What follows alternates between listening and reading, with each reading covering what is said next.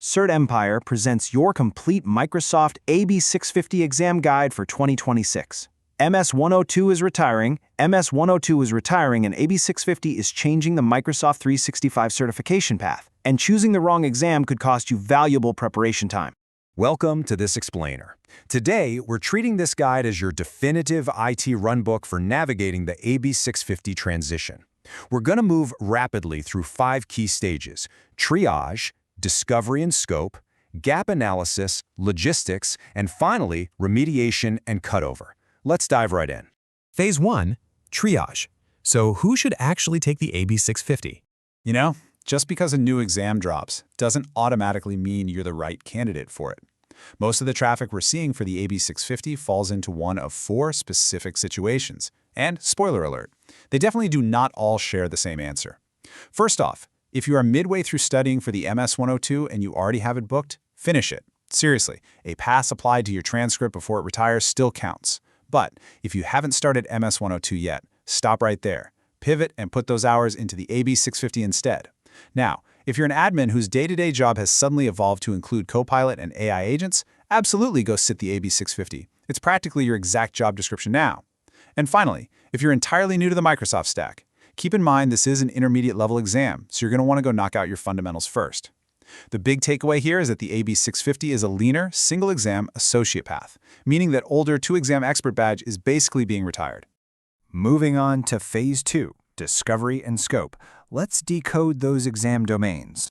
Okay, we're going to look at this exam blueprint not like a typical student, but like an examiner hunting for weightings. Looking at the 3 official domains, Domain 1 sits at 20 to 25%, Domain 2 jumps up to 40 to 45%, and Domain 3 comes in at 35 to 40%. Do the math there. Domains 2 and 3 make up roughly 75 to 85% of your entire exam. What does that mean for you? It means classic tenant administration, the really comfortable stuff for a veteran admin, is only a quarter of your overall score. So if you're just dividing your study time evenly across the board, you are wildly overinvesting in Domain 1.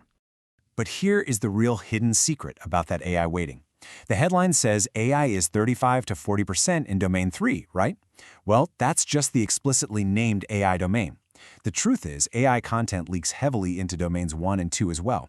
We're talking about things like AI licensing, Copilot settings inside Teams, and data security posture management. When you actually tally it all up, more than half of the exam touches AI. Let me just repeat that because it's absolutely crucial. Over 50% of this exam is AI-focused. Reframing your study plan around that fact is worth way more than any practice test. All right, Phase 3, gap analysis. How do your legacy skills stack up against the new topics? If you are already gearing up for the MS-102, you're probably wondering exactly how much of that prep actually transfers over to this new exam. Well, the honest answer is that only about 55 to 65% of your MS-102 knowledge is going to carry over. 2 major things are happening here. First, that massive investment you made in learning Defender, it shrinks. MS-102 tested Defender XDR really broadly, but AB-650 narrows that focus sharply down to just Defender for Office 365. Second, a pretty surprising gap opens up around basic workload management. AB-650 tests you on creating and managing mailboxes, Teams, and SharePoint sites, stuff that the MS-102 largely skipped over in favor of higher-level policy tasks. So if you spent the last few years living purely in the policy layer, you've got to budget some lab time to relearn basic object management. And then, of course, we have the topics where absolutely zero legacy study material exists. I'm talking about Copilot administration, navigating Agent 365 and the agent registry, securing Entra Agent IDs, mastering the Copilot control system, and Purview DSPM for AI. These are completely new frontiers, guys. No older Microsoft 365 book or pre-2026 video series is going to help you out here. This specific list of topics, it requires your immediate and undivided focus. Let's shift to Phase 4, logistics. It's time to separate fact from fiction and talk costs. So, because the AB-650 is currently in beta, it's created this massive vacuum of information online. And let's be real, certification content has a bit of a credibility problem right now. So let's distinguish actual, official Microsoft facts from third-party vendor guesses. Here are the confirmed facts. The passing score is 700, and the beta is English only. That's it. All those unpublished guesses you're seeing online, like the exact question count, the minute duration, or the specific month it's hitting general availability, ignore them. At Cert Empire, we rely strictly on verified source data because we want to save you time and money. Don't base your exam strategy on some random vendor's guess. Speaking of facts, let's bust a major internet myth right now. The MS-102 officially retires on November 30th, 2026 at 11:59 p.m. Central Standard Time. Half the internet is widely repeating October 31st, and that is just flat out incorrect. You can check the official Microsoft exam page yourself if you want. Please, don't accidentally cut a whole month off your preparation runway based on bad information. Now, let's talk money. The genuine cost for this exam is $165 plus whatever your local taxes are. I know a lot of people are out there frantically hunting for those early 80% off beta discount vouchers. Let me save you the search right now. They are completely expired and capped out. Do not budget for them. You need to plan on paying the full $165 associate pricing. But here's the thing. The initial cost isn't even your biggest risk. Have you thought about what actually happens if you fail a beta exam? This is literally the single most expensive hidden trap in the beta testing phase, and it catches so many candidates completely off guard. Here is the harsh reality. You cannot retake a failed beta exam until it reaches general availability. Remember, Microsoft withholds scoring on beta exams while they evaluate how the questions perform. That means you sit for the exam, you wait weeks for a delayed result, you finally discover you failed, and then you are entirely locked out from trying again until the exam goes officially live months later. So yeah, a beta seat might seem cheap in money, but it is incredibly expensive in time. Only sit for the beta if you genuinely back yourself to pass it the first time. Finally, we arrive at Phase 5, remediation and cutover, building your actual study plan. So how do you actually get hands-on experience when all these shiny new AI features sit behind premium enterprise licensing?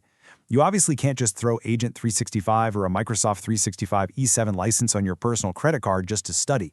So here is a really practical 3-step workaround for your labs. First, spin up a free M365 developer tenant to master Domain 1 and most of Domain 2. Second, use your employer's tenant, but request a read-only role, something like AI Reader. This lets you safely explore the Agent 365 and Copilot interfaces without accidentally breaking anything in production. And third, master Microsoft Graph PowerShell. It is explicitly named in the exam profile, and the best part, it's completely free to practice. When it comes to the time commitment, let's set a baseline of a 60-hour study plan. Now, a lot of people make the mistake of just allocating a flat week of study per domain. That is exactly the wrong approach, simply because these domains are not the same size.